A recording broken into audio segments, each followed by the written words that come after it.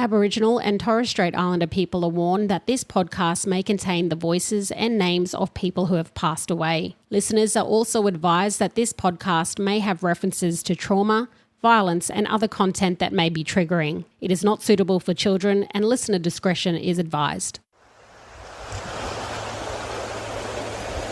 The producers of Blak Justice recognise the traditional owner groups and clans on the lands on which it is recorded, the Yagara and Turrbal people in Brisbane. They pay respect to the Aboriginal elders, both past and present. This country has never been ceded. This always was and always will be Aboriginal land. And I remember going home to him and having this difficult conversation that no normal Australian probably ever has to have with a child in their household. But as Aboriginal people, especially an Aboriginal woman, raising a young black man, I had to have the conversation with him that your black skin as an Aboriginal man is going to be a target. You will be a target. And that is our reality.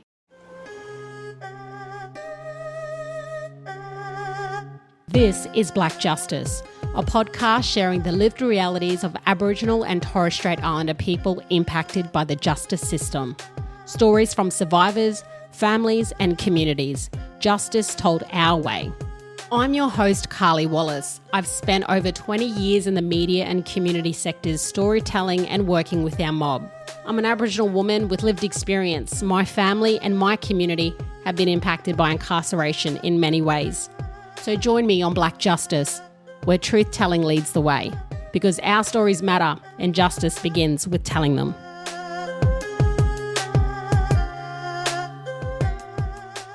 Welcome to episode 1 of Blak Justice. As you heard, I am your host, Carly Wallace, and I thought before I hear from anybody else on this podcast, maybe I should tell my story first. I'm a Duggalbara Yidinji woman. I'm from the Atherton Tablelands originally, from a little place called Yungaburra, and that's where I grew up on my country with all of my mob. On my mum's side, which is my Duggalbara Yidinji Aboriginal side, I was lucky enough to grow up on country and, big extended family. And on my dad's side, I'm Scottish, but I didn't really grow up with that side. So my dad's family's all from Glasgow. He migrated here when he was quite young. To Australia, and he moved up north and ended up in far north Queensland, married up to a black woman, should I say, and had me, my sister, and I've also got a brother and 2 other older brothers as well. So, I guess I grew up just like any other mob, really, growing up in a regional area. I'm a rainforest person, freshwater person. Grew up in the cane farms and the cornfields of the Atherton Tablelands, which is just inland from Cairns, if you don't know where it is, in far north Queensland, and was lucky enough to grow up, like I said, with a big extended family. I thought before we hear of anybody else's story on this podcast, it's probably important that I tell my story and that you hear who I am and why I'm doing a podcast like this. I guess the reason why this podcast exists isn't just professional or political for me. It's pretty personal. Like many other Aboriginal Torres Strait Islander families in this country, interactions with police and the justice system, they aren't something that's very distant from our lives. For all of us and a lot of us, it's something that we've grown up having interactions with or seeing, seeing family members dealing with police, seeing our loved ones get locked up, all the ways that the justice system and police show up in our communities. And sometimes it feels like it's always there. It's sitting in the background of our lives. And for me, those experiences with the justice system started quite young, shaping the way that I understood the world at a pretty young age. I grew up with domestic violence in my household, so my memory of police starts probably from around the age of, as early as I can remember, probably around 5 to 7 years old, with police coming to my house, taking family away, being in, my lounge room interviewing family members around DV. That formed my view of police, that they are in and out of mobs' lives from a very young age. And then as I got older, I started to work in media. And when I was working in the media industry in Townsville, I worked for a radio station called Radio 4K1G. And at the time, there was a Black death in custody on Palm Island. 20 years ago, one man's death here on Palm Island became a defining moment in race relations in Australia. Emotions have been running high on Palm Island, and today anger over an Aboriginal death in custody boiled over. In November 2004, Cameron Malrunji Doomadgee, a popular 36-year-old father, was arrested by a white policeman, Chris Hurley, who claimed Cameron had been swearing and charged him with being a public nuisance. 45 minutes later, Cameron Malrunji Doomadgee was dead in a police cell from severe internal injuries, which were later compared in court to those of a plane crash victim. The community wanted answers, but police kept quiet. 100 of Cameron's friends and family gathered to hear the autopsy results read out. Their grief and frustration grew into a riot. The Queensland Government declared Palm Island a state of emergency and riot police were flown in. Senior Sergeant Chris Hurley was eventually acquitted of manslaughter. I remember having to report on that on live on radio and also crossing over to the Palm Island community when the riots happened, because mob there when the death in custody happened. Yeah, mob rioted. They burnt down the police station. They had a visceral reaction to a death of their community member. And that, to me, when I was quite young working in Indigenous media, it was one of the reasons why I started to have different thoughts around the police and their interactions with our community. That was a really pivotal moment for me, especially as a young person working in Black media and crossing over to, family members and mob over there on Palm who were witnessing the rioting happening, describing their hurt, describing the pain of, a death in custody. That really, really influenced me from, I was in my very early 20s doing that and reporting on that. And then, following that, there were protests in the community, Stop Black Deaths in Custody, protests that occurred from there on. And it really made a big imprint. I went to the coronial inquest at the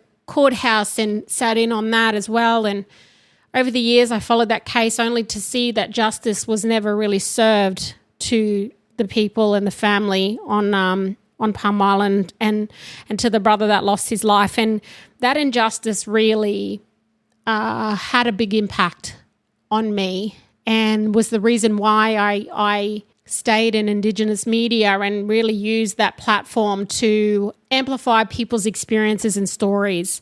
And that passion to highlight injustice, especially around the justice system, discrimination, racism, that's never really left me.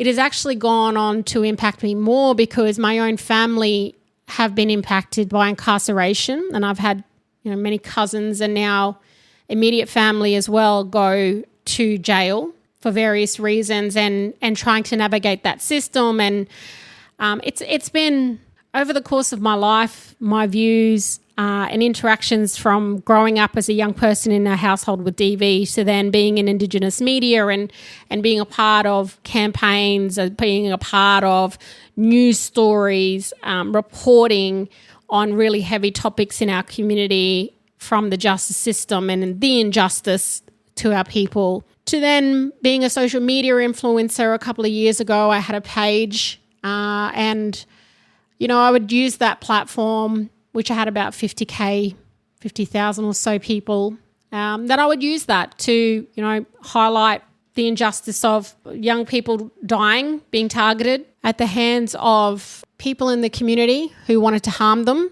who thought they were criminals. I really have seen over the years in my roles as just a community member, but also working in Indigenous media, then having a social media influence where I could use my platform to actually go live at protests or see the amount of people that have died in custody, and using my own platform to go live at the protests for them or vigils for them, speaking at community events here in Brisbane and other places, to then working in community. I've been a youth worker in a previous lifetime, working with young people on bail and orders, a lot of them with disability, to also mentoring young Indigenous people to try and stay out of that system as well. So I've worked in and out of the incarceration system, the community sector, through disability, youth work and other things. And all of these different lenses have given me different perspectives into the justice system. But the biggest one that's impacted on me is having to deal with that as a family member of somebody. And I raised a close family member of mine as a kinship carer. I took him on when our mother died. And as his carer, I was 25 at the time. And my first thought of taking on this 13-year-old boy wasn't, I wonder what he's going to be when he grows up. I want him to be successful. I want him to be the greatest version of himself. I had those thoughts. But one of the thoughts that I always had in the back of my mind as well is that he, as a dark-skinned Aboriginal man and young man, will be targeted by police and the justice system at some point in his life. And how do I keep him out of jail? How do I keep him out of trouble? And then how do I keep him from ever going to jail and being a part of that system that I know so many of our mob have become victim to? How do I stop that as somebody who is now raising this person? How do I prevent that from happening? And I remember the very first time this happened to us and that I had to have that conversation with him, which I guess takes away part of somebody's innocence as a young person when your care or guardian or parent has to talk to you about being a young black man in this world and in this country and what that may look like for you and what you need to be aware of carrying black skin. Now, as somebody myself who has a white parent, I have light skin privilege. As somebody who has a white father and an Aboriginal mother, I do have lighter skin. I don't visibly have dark skin. I don't visibly look Aboriginal, as they'll say. Aboriginality isn't just based on our skin colour, but when it comes to the justice system, let's not get it twisted. Being visibly black in this country, as opposed to somebody who has the light skin privilege of not looking visibly black, the differences in that. And I'm very aware of those, having raised a young black man versus myself as somebody who has lighter skin, and seeing the differences in treatment of my Aboriginal, visibly Aboriginal black mother compared to my white father. I remember the very first time of having an interaction with police raising a young black man, and the police had targeted him and pulled him over on the side of the road.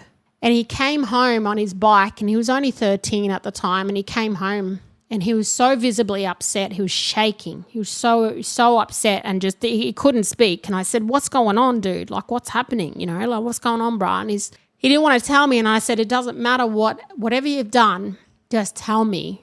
You're not going to be in trouble. I just want to know what's happened." And you know, he went on to tell me that the police had pulled him up suspecting that he was carrying something, and they pulled him up on the side of the highway and pretty much made him pull up his shirt, take your hat off, show us what you got under your shirt, show us this and that. And they said that they had reason to think that he was up to something.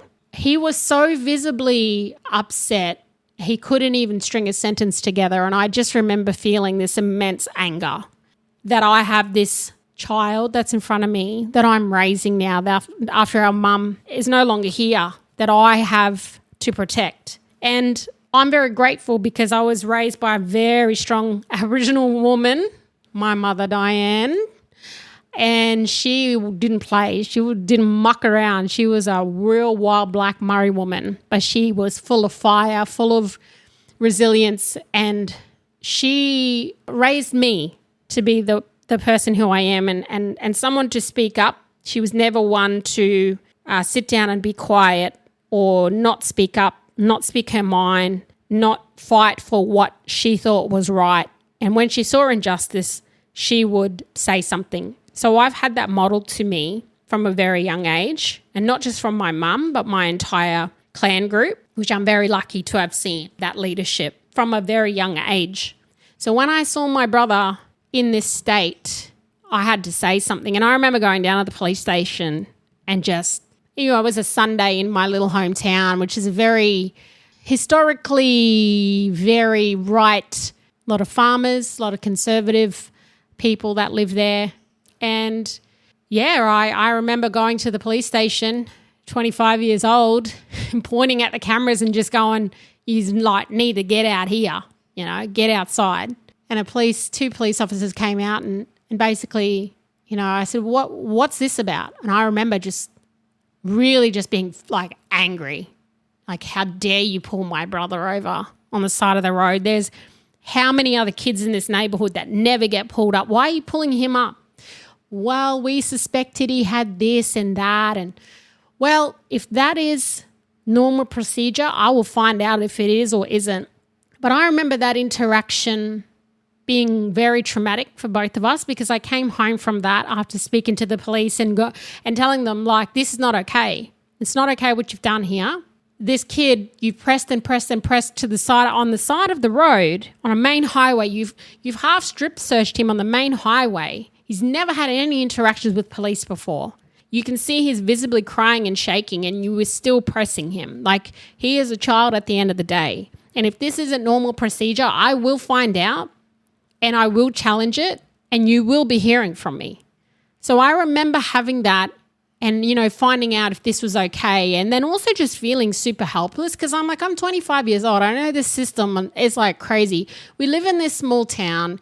He's now been targeted. They know his name. They know my name. What do we do here? And I remember going home to him and having this difficult conversation that no normal Australian probably ever has to have with a child in their household. But as Aboriginal people, especially an Aboriginal woman raising a young black man, I had to have the conversation with him that your black skin as an Aboriginal man is going to be a target. You will be a target. And that is our reality. And I wish it was any different. I wish I didn't have to have this conversation to say, you will be targeted by police just for being black, just for walking while black, just for riding your bike while black, just for driving your car while black, for existing while black.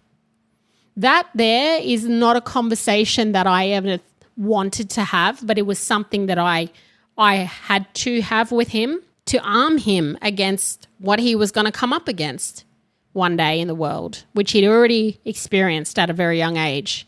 As the years went by raising him, he did get targeted more and more. We moved eventually to Brisbane, and police would pull him up on the side of the road. And again, he would come home upset and tell me what's happened. And, well, what happened? Well, they took my photo. Why did they take your photo? Well, I don't know. They just said they had to take my photo, and they asked me what my name was and what I was doing. And I just told them I'm walking from the train station in my school uniform on my way home. I live over there. And they now have my photo on their system because he was too scared to say no. He went into fight or flight. And every time I would hear this, the upset, because it became so hard to hear, let alone even thinking of his experience and what that must be like. Again, my light skin privilege, I'll never know that full feeling. And I felt the feelings of helplessness because I can't save him as a young Aboriginal man from a system that is out to oppress and target. And that's what it feels like, and that's what the reality is to a lot of our mob. As I'm making this episode, my loved ones are incarcerated. I have a loved one incarcerated right now in an adult system. And that is a really hard pill to swallow.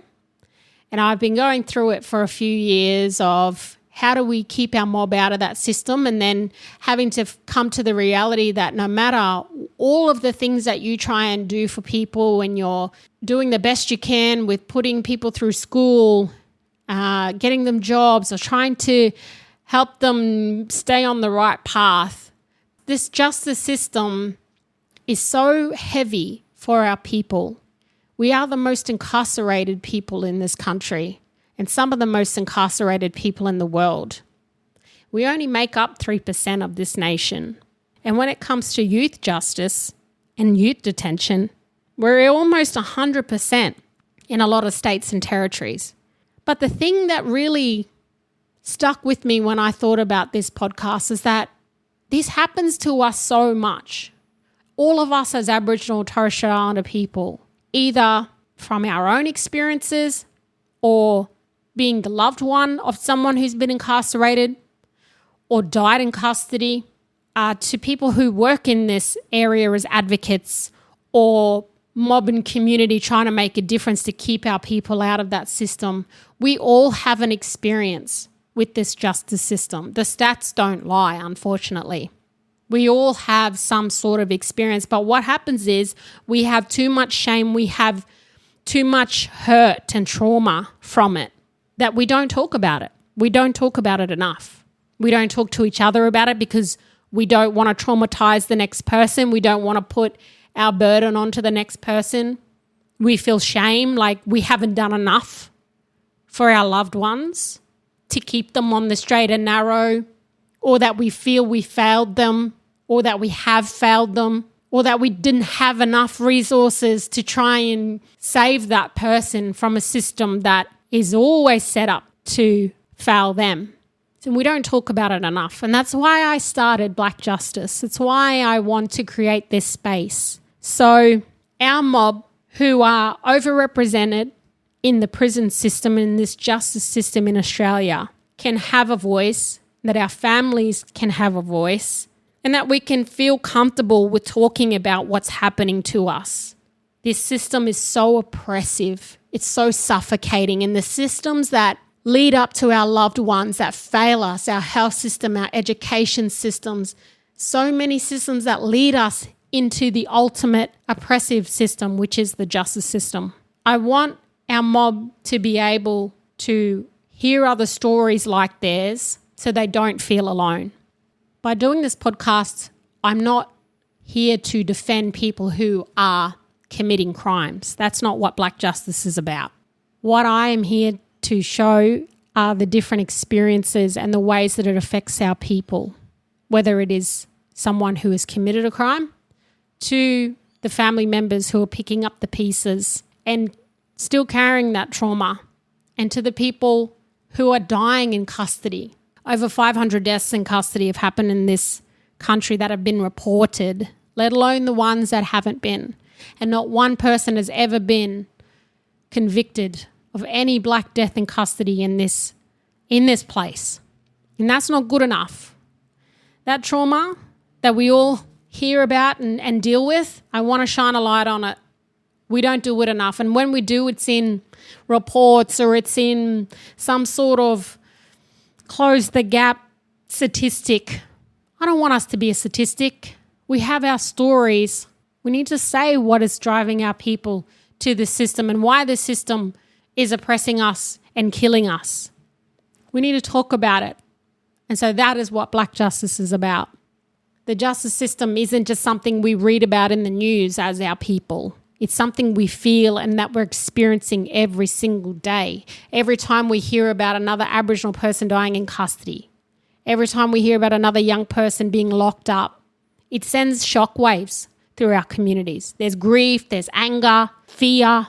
Many of us, that deep mistrust of the system that's supposed to protect us, like what do we do with that? You know, history has shown us time and time again that the system hasn't treated our people with justice. We don't trust it. We don't talk about it.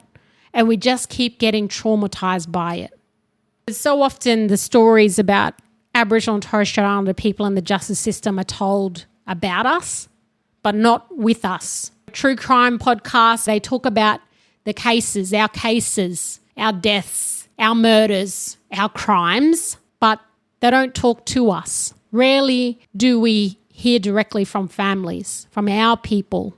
You know, those voices of our community are often missing from the conversation, and that silence matters. And sometimes the only way that we might be able to begin to heal is by speaking honestly about what we're going through. We always talk about truth telling to everybody else, but we need to truth tell with each other. And about something this deep and this traumatic, it's hard. It's hard, but we have to do it. By sharing our stories, we're reminding each other that we're not alone. Aboriginal and Torres Strait Islander people, we're not inherently bad people, but we're living in a country shaped by colonisation. Our ways of life were disrupted. Our laws, our LORE, it was replaced with Western law. Our connection, to our land and culture, it's been fractured in so many places. And the impacts of that history, it's still being felt. Whether it's through the trauma, whether it's through disconnection, addiction, poverty, these things don't happen in isolation, and sometimes they lead our people into contact with this system. Some of the stories that you'll hear on this podcast, they might be confronting, and some will be deeply emotional. But these stories, they deserve to be heard, and that truth-telling, it really does matter, and we need to start doing it with each other.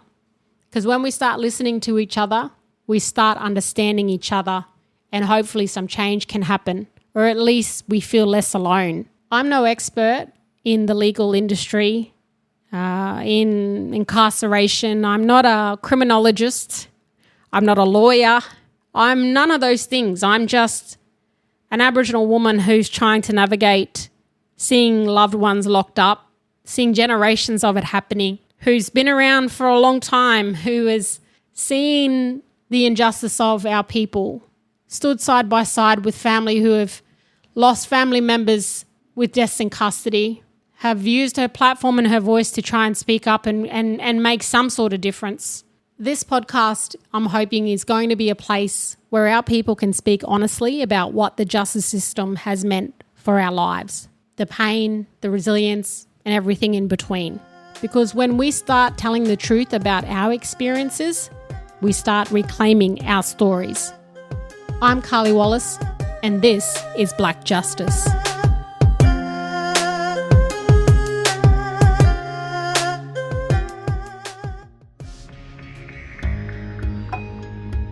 If you're Aboriginal or Torres Strait Islander and need support after listening to this podcast, you can call 13 Yarns support phone line on 13 92 76. This service is available 24 hours a day, 7 days a week. LifeLine is also available to everyone. You can phone them on 13 11 14 or 1-800-RESPECT on 1-800 737 732.